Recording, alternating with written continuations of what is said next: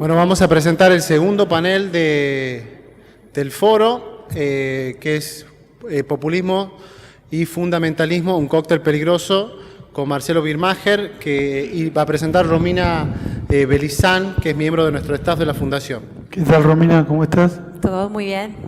Bueno, muy buenas noches a todos.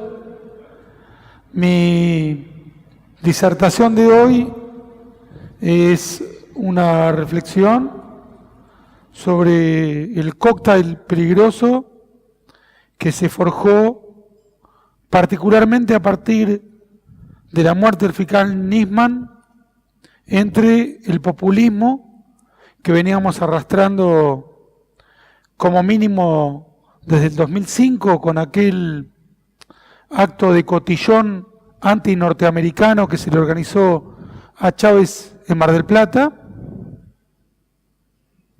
en connivencia con el fundamentalismo islámico, singularmente de origen iraní, que el fiscal Nisman y la justicia argentina habían denunciado como sospechoso del peor atentado sufrido por los argentinos, que fue el ataque contra la AMIA en el año 94. El populismo no dice su nombre. El populismo no se caracteriza a sí mismo. Es ambiguo. Demos ejemplos concretos. El gobierno en distintas ocasiones ha reivindicado su alianza con el chavismo. En la inauguración presidencial de Néstor Kirchner, Cristina y Néstor le dedicaron más segundos al saludo con Hugo Chávez que al resto de los líderes latinoamericanos. Pueden revisar los archivos filmográficos que hay al respecto. Pero cuando la oposición le señala su tendencia chavista, dicen no tenemos nada que ver con el chavismo. La Cámpora, Delía, Antonini Wilson, el kirchnerismo en pleno ha mantenido relaciones carnales con el chavismo, mucho más lujuriosas que las que mantuvo Menem con los norteamericanos en la década del 90. La ida y vuelta de dinero en negro, las relaciones peligrosas y legítimas entre el chavismo y el kirchnerismo, lo sabemos todos, han estado mucho más aceitadas, han sido mucho más promiscuas que cualquier relación entre Menem y los norteamericanos durante su periodo. Y sin embargo, si yo dijera esto delante de un kirchnerista, me diría, sos un paranoico, sos un macartista. Nuestra relación con el chavismo es igual a la que tenemos con el resto de Latinoamérica. Todos sabemos que es falso, pero al tiempo que le organizan un acto en la cancha de All Boys o en Mar del Plata, invitan a Maduro a dirigirse a la población como si fuera el Che Guevara en una locución en la ONU, niegan el vínculo, ¿de acuerdo? Lo profesan, lo ejecutan, lo defienden teóricamente por momentos, pero si uno lo señala, lo niegan. ¿Pueden ver esta dicotomía que les estoy mostrando? Demos otro ejemplo. El gobierno inauguró a nivel oficial el Día del Montonero. Fueron Sabatella, ya como directivo, como director del AFCA, fue Alicia Kirchner, que no podemos decir que sea un outsider en este gobierno, ¿no es cierto?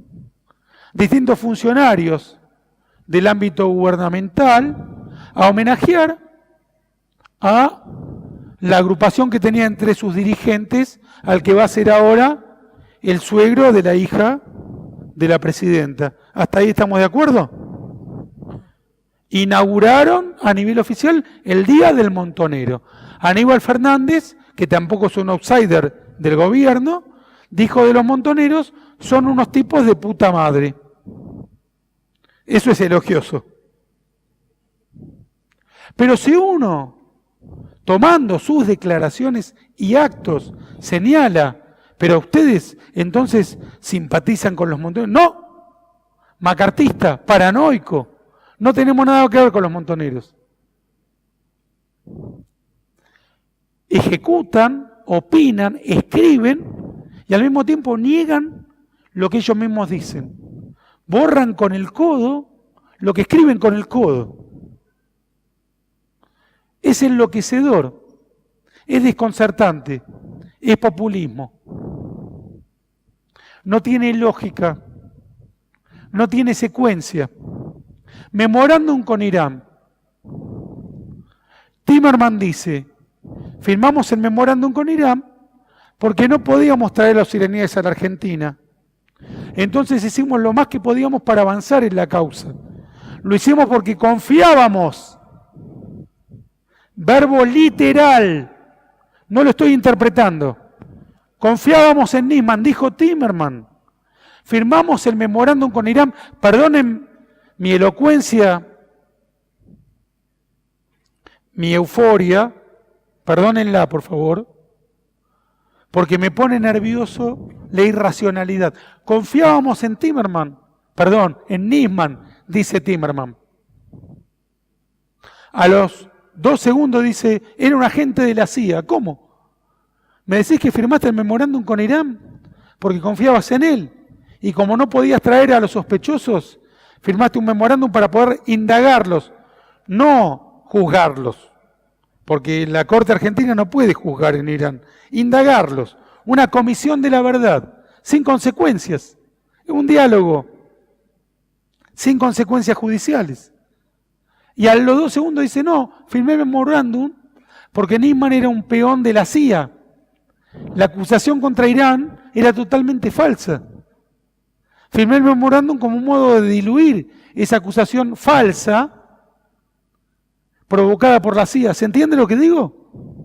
Al segundo que Timerman dijo, sí, Irán es sospechoso, confío en la justicia argentina, por eso me voy a Teherán, las principales espadas del gobierno por medio de Página 12, Berbisky o Brustein, dicen no, la acusación contra Irán fue una pantomima de la CIA, pero a los 10 minutos Obama cambia la estrategia y decide apaciguar a Irán y negociar con Irán en vez de mantener las sanciones. Decide utilizar la estrategia de Chamberlain.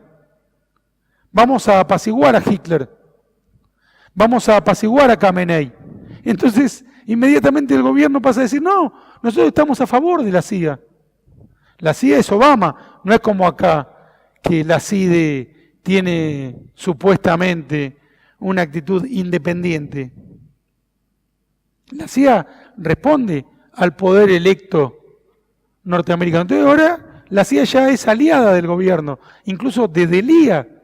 Y el mal es el Mossad, porque Bibi Netanyahu, el reelecto primer ministro israelí, sigue en conflicto con Irán, por una razón muy simple. Irán, todos los días que se despierta el líder iraní, le jura al mundo que va a destruir a Israel. Entonces, Netanyahu no tiene más remedio que estar en conflicto con Irán. Pero en esta caminata lunar geopolítica, el gobierno sin ninguna coherencia va mutando sus argumentos y adaptándolos a su conveniencia según con quién quiera aliarse y según quién haya muerto. Señores, con esto cierro antes de que me puedan hacer una pregunta. En el año 83, los argentinos decidimos retomar la institucionalidad. Nuestra principal preocupación era que campeara en nuestro país la tolerancia, la paz, la libertad y la igualdad ante la ley. El kirchnerismo se propuso destruir, destrozar, derrotar esta utopía. Es una utopía para cualquier país.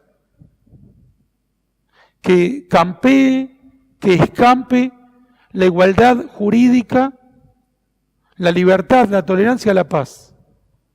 Todos los países hemos tenido nuestros momentos de fracasos brutales en este aspecto.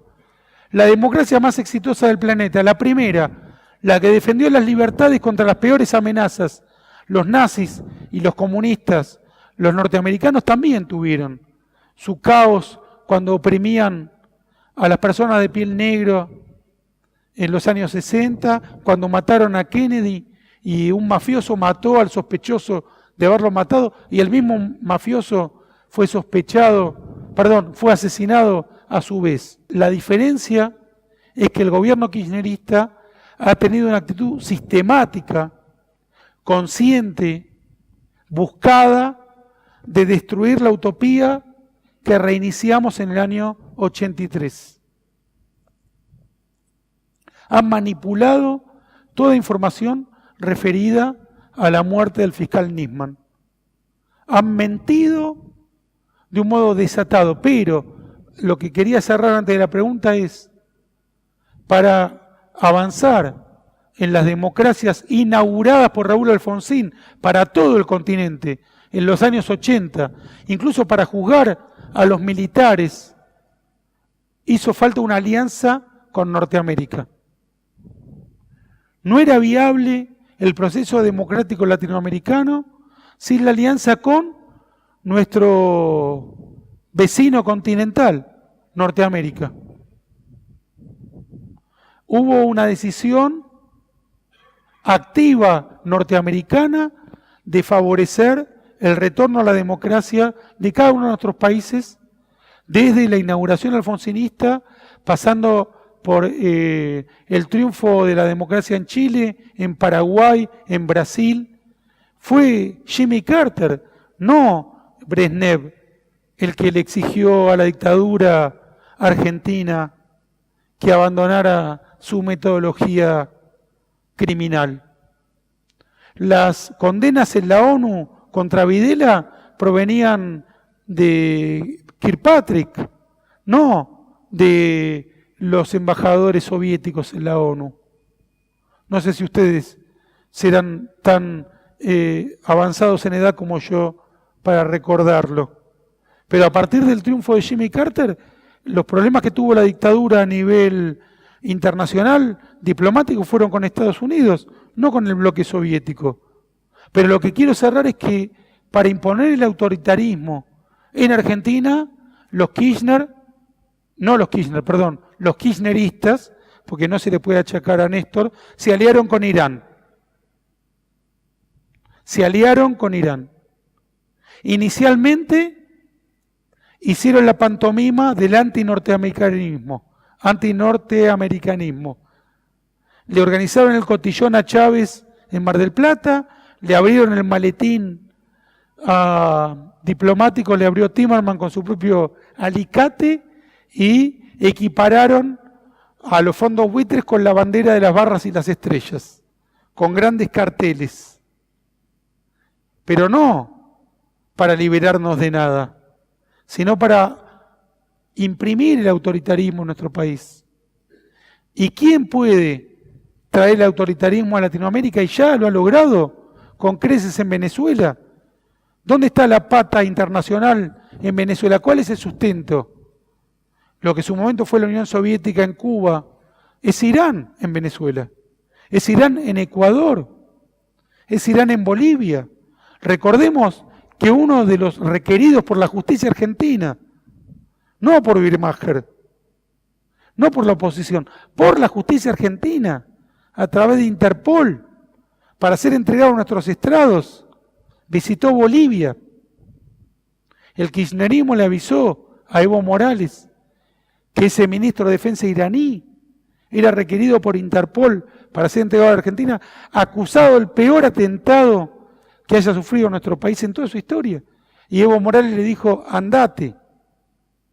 Señores, cuando Evo Morales fue impedido de aterrizar en su avión, Argentina, con toda razón, se solidarizó con el líder boliviano, pero cuando nosotros requerimos que se nos entregue al sospechoso del peor atentado cometido contra nuestra nación, se le dijo, escápese tranquilo. Ahí no hubo solidaridad latinoamericana. ¿Dónde está la solidaridad latinoamericana con Argentina, de Venezuela, Ecuador y Bolivia respecto del peor atentado que sufrimos en nuestra historia? ¿Qué dijo Correa cuando vino a Argentina? Ahí los libios tuvieron el atentado que fue el bombardeo de Reagan contra Gaddafi. Ese es un problema. Lo de la AMIA es algo menor. Eso es imponer el autoritarismo en la Argentina. Destruir la juridicidad. Destruir la institucionalidad. Eso es que aparezca muerto un fiscal con un tiro en la cabeza y no solo no tengamos la menor idea, sino que tenemos la certeza de que el gobierno mienta al respecto. Perdón, Romina, las preguntas. Sí, teniendo en cuenta lo que decís de esta política exterior argentina, claramente tendiente hacia la izquierda, ¿cómo ves parada Argentina ante el mundo a futuro? Punto 1, muy interesante la palabra izquierda. Indudablemente, como bien vos señalás, el gobierno defiende sus posiciones como de izquierda. Vamos a verlo en detalle. ¿Qué es la izquierda? ¿Los iraníes que pueden fusilar a alguien por ser comunista? ¿Chávez, que llegó al poder haciéndose conocido por medio de un golpe militar contra Carlos Andrés Pérez, que era de centroizquierda? Cuando Chávez le da el golpe a Carlos Andrés Pérez en el año 92, es un militar como Rico, como Zaineldin. Eso es la izquierda. La izquierda es Castro, que encerraba a los homosexuales en campos de reeducación. ¿Saben eso? Encerraban a los gays en campos de reeducación. Eso es la izquierda. El Che Guevara, supuestamente símbolo de la izquierda, recorrió Latinoamérica en una moto. Los cubanos no dejan salir a sus ciudadanos de su país. Ya no te digo recorrer Latinoamérica. Visitar la Florida, que está enfrente. Se los comen los tiburones. Eso es la izquierda. Se suponía que Cuba, durante el periodo batistiano, prerevolucionario, era un prostíbulo. Yo tuve la ocasión de visitar Cuba en el año 97. Era un prostíbulo gigantesco. Nunca vi algo así. Se prostituían por una botella de ron, por un dentífrico, por un jabón, en cualquier esquina de La Habana. Eso es la izquierda. Libertad, igualdad, fraternidad. ¿Cuál es la fraternidad de los iraníes? En mi opinión, los términos izquierda y derecha son caducos. Deng Xiaoping, líder chino, que realmente revolucionó China, dijo: no sé si el gato es blanco o negro, lo importante es que caza ratones. Señores, a mí no me interesa si el gato es de izquierda o de derecha. ¿Respeta la Constitución? ¿Hay igualdad ante la ley? ¿Se respeta la propiedad privada? ¿Es más importante el que trabaja bien que el que piensa igual al gobierno? ¿Se permite importar los insumos fundamentales para que prospere la productividad en nuestro país? ¿El ciudadano puede contratar empleados con la tranquilidad de que van a bregar por el bien de la empresa y no que se van a aliar con el gobierno de turno para destruir al empresario? ¿El trabajador se va a convertir y se va a considerar a sí mismo un hombre libre que trabaja por elección, o va a considerar a su empleador un amo y a sí mismo un esclavo que va a tratar de destruir al amo, porque esa es la dinámica de amo y esclavo? Como conozco a tantos periodistas que hicieron su carrera conmigo en Clarín, pero no como me considero yo, un hombre libre que escribe donde se le antoja y que cobra por sus escritos, sino supuestos esclavos que ahora se van a 6, 7, 8 y consideran a sus anteriores amos, a los cuales adoraban como amos, ahora enemigos mortales. El hombre libre considera a su empleador una elección. Yo elijo escribir en La Nación, en Clarín, y exijo dinero a cambio. Y cuando me voy con lo que traje, mis ideas. Nunca escribí con las ideas de otros, ni exigí que publicaran las ideas mías. Si me las quieren publicar, bienvenido, y cobro por cada una de ellas. Pero nadie me puede pagar para que haga algo que yo no quiero hacer, que es el exacto opuesto de los periodistas kirchneristas, que en el pasado escribieron lo que les ordenaban, y ahora también escriben lo que les ordenan, pero quieren destruir al que les pagó en el periodo anterior. Eso es el populismo. No es el apoyo de la masa. Es el matrimonio perverso entre una dirigencia que en parte dice lo que una masa quiere escuchar y en parte impone por medios coercitivos lo que esa misma masa quiere escuchar. Pongamos por caso la invasión de Malvinas de Galtieri. Hubo ahí un matrimonio perverso. En un hecho dado,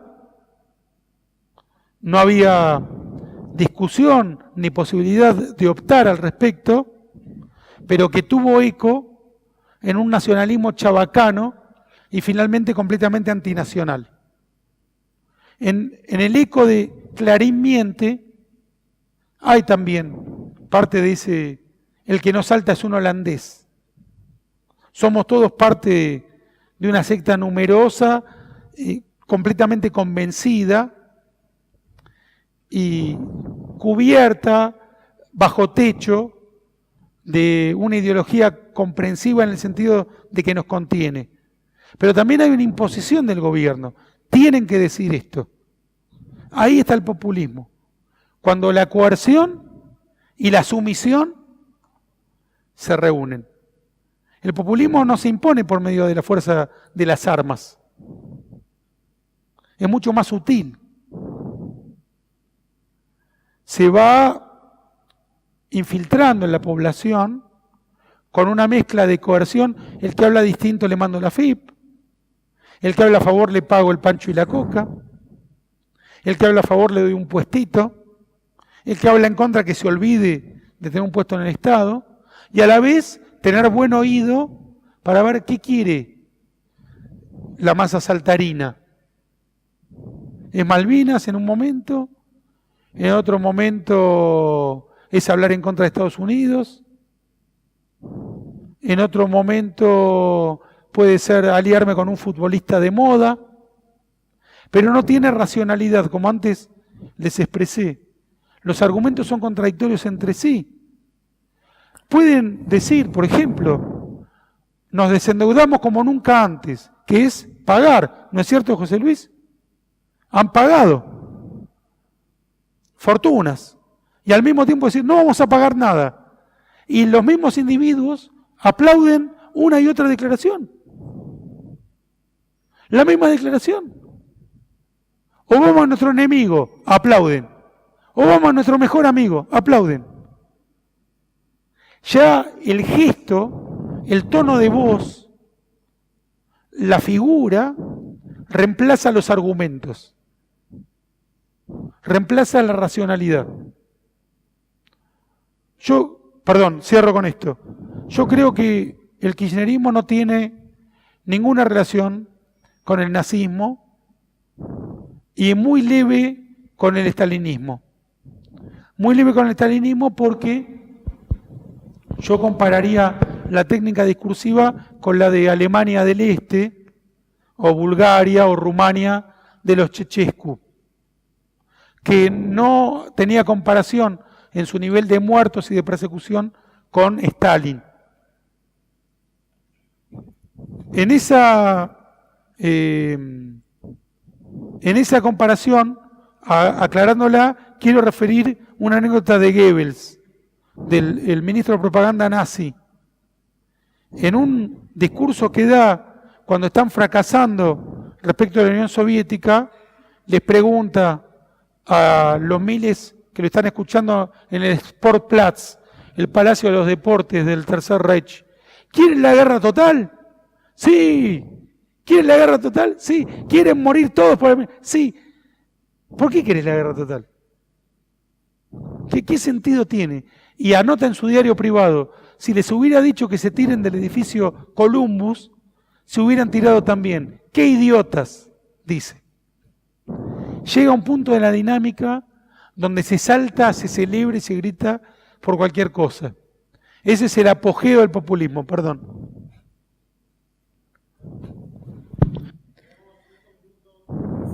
Espacio para preguntas. Solamente 5 minutos tenemos y solamente pueden hacer preguntas, no comentarios.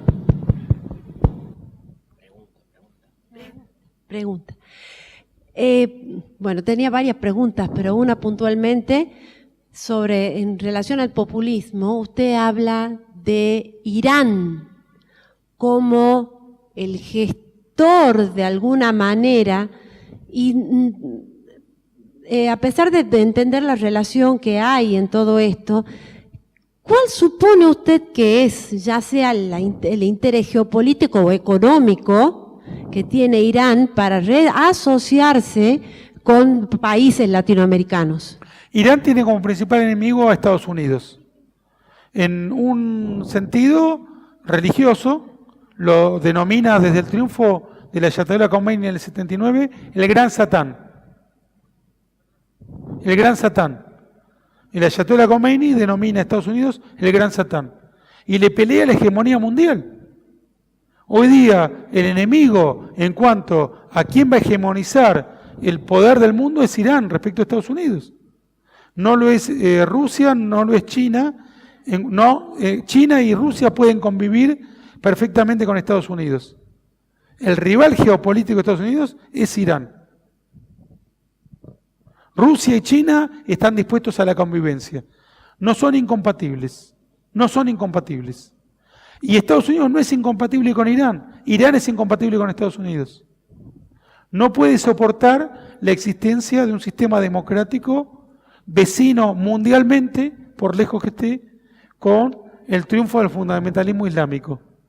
Es todo o nada. En ese contexto necesita ocupar el patio trasero norteamericano. Y lo ha logrado con mucho éxito en Venezuela, donde tiene una influencia soberana, en Ecuador y en Bolivia. Y Argentina es la pieza de ajedrez que están tratando de voltear. Las escuchas, más de 40.000 escuchas presentadas por el fiscal Nisman en su alegato, no llegó a presentar porque le interrumpió la muerte, ponen de relieve esta alianza perversa. Había negocios en perspectiva. Había acuerdos secretos que incluían eliminar la justicia y por lo tanto la democracia argentina. Puede sonar conspirativo, pero las escuchas están ahí. Venezuela está, Ecuador está, Bolivia está. Perdón.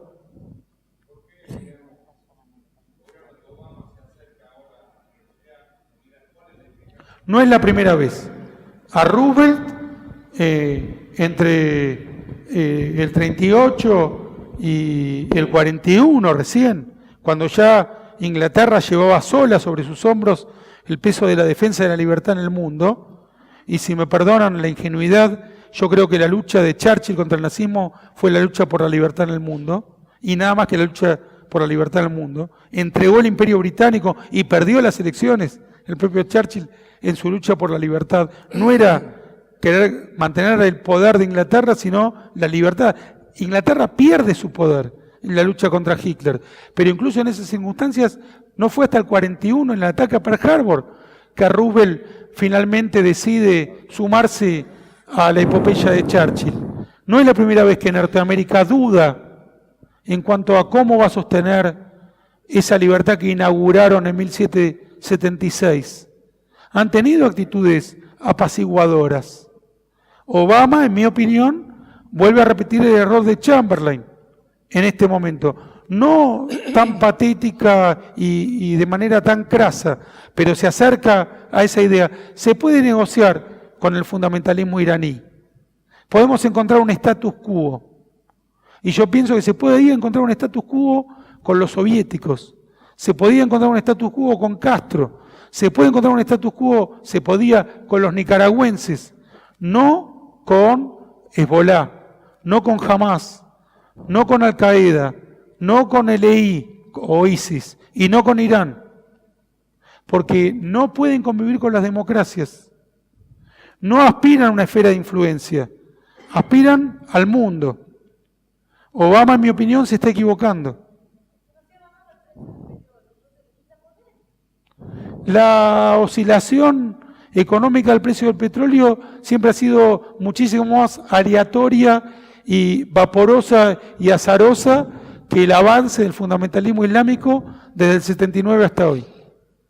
Han sumado países, esferas de influencia y ataques militares con una lógica y una secuencia que pocos movimientos antidemocráticos han tenido en la historia mundial. El ataque contra las Torres Gemelas es una obra tan eficaz e impactante que sus ecos todavía siguen reverberando en todo el mundo y se repiten a nivel micro cada vez que matan a gente en la redacción de Charlie Hebdo, ahora en Túnez y mañana en cualquier otro país. Es un movimiento muy exitoso, millonario en números y que ha superado en continuidad al nazismo en prácticamente 10 o 15 lustros. Marcelo, hay Perdón. otra Hola. pregunta más, la última. ¿Cómo el nuevo gobierno, volviendo a Argentina, restituye las libertades, la democracia, las instituciones y reubica a la Argentina en el mundo? ¿Cómo opina usted? ¿Cómo queda ubicada Argentina en el mundo? Las tres cosas, libertad, mundo y... Yo creo que la muerte del fiscal Nisman ubica a la Argentina en el mundo como una Venezuela bajo Maduro, como lo empareja en lo que hace a lo institucional con los estados canallas, con los estados inviables. La muerte de un fiscal que acusó a la presidenta el día antes de presentarse ante el Congreso nos pone en una situación miserable en el contexto internacional. ¿Cómo la recuperamos? ¿Cómo la recuperamos? Yo pienso que...